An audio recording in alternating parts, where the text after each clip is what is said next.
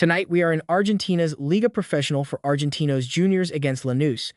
And this is one of those matches where the model does not scream home win, but it does point very clearly toward a slow, tactical, low-event game.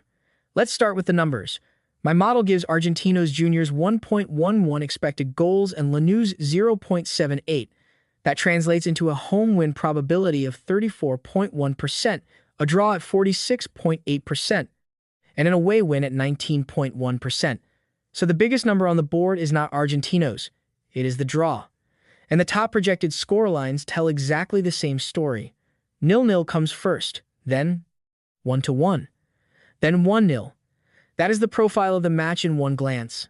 Low scoring, tight, and much more likely to be decided by patience than by attacking flow. The fair prices back that up. Under 2.5 goals comes in very strong, over 2.5 sits at just 26.1%, and even the corner projection is modest at 8.14.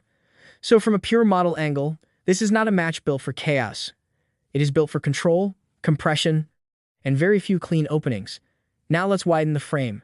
The broader team strength picture is actually very close. On the power index, Argentinos sit 6th and Lanús sits 7th, so in baseline strength, there is almost nothing between them. But the recent form table does separate them.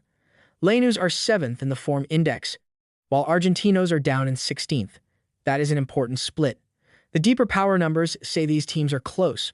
The recent rhythm says Lanús are arriving in the healthier condition. That is part of the reason this match becomes so interesting.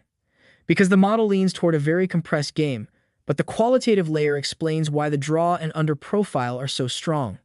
Argentinos, or the Bichos Colorados, are still one of the hardest teams in the league to play against when the game becomes tactical. They do not need to open the field. They do not need huge attacking volume, and they are perfectly comfortable turning the match into a grind. Their defensive structure is still the main reason they stay alive in difficult games. That matters here, because Lanús usually want a little more rhythm and a little more attacking clarity than Argentinos are likely to allow. But Lanús, or the Granite, bring a different kind of threat. They are the more dangerous side in terms of recent attacking confidence, and the form line says they are in the better short-term state. The problem is that they do not arrive in a perfect offensive condition. There are important absences and doubts in the attacking and creative zones, and that matters a lot in a match like this. Because when you go into a tactical away game missing some of your best final third pieces, your margin becomes thinner immediately. That is the key tension in this fixture. Lanús come in with a better recent momentum.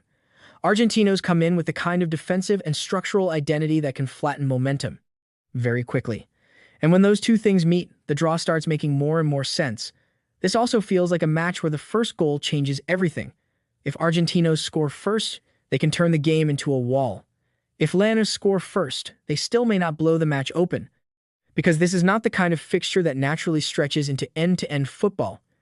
That is why the 0-0 and 1-1 scorelines are so important. They are not just model outputs. They are the natural expression of the tactical shape.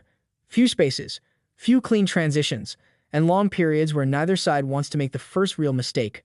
From an analytical betting perspective, this is the kind of match where side picks should be treated carefully, because the strongest message is not that Argentinos are a big favorite, and it is not that Lanús are a live underdog with huge upside. The strongest message is that the draw sits right in the middle of the game state, and the total goals profile supports that. Under 2.5 goals is not just a side note here. It is one of the core reads.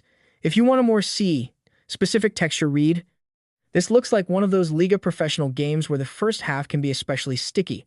A lot of midfield duels, a lot of interrupted rhythm, and not many clean shots before the game settles. That also fits the identity of both teams right now. Argentinos are not in great recent form, but they still know how to keep matches under control. Lanús are in better rhythm, but the attacking absences reduce their ability to fully exploit that edge. So when I put everything together, this is the final read. The model makes the draw the most likely outcome. The strongest score cluster is 0-0, 1-1, and 1-0. The overall game script points strongly toward under 2.5 goals. And while Argentinos have the slight home edge on the model, this looks much more like a tactical stalemate than a clean home win spot. If you want the simplest summary, it is this. Respect the draw, respect the under, and respect how little separates these two sides once the match slows down. That is the read for Argentinos Juniors against Lanús. If you want more model-driven match previews like this, subscribe to the channel. I break down projected game state, team strength, form signals, and betting relevant match texture every round. See you in the next one.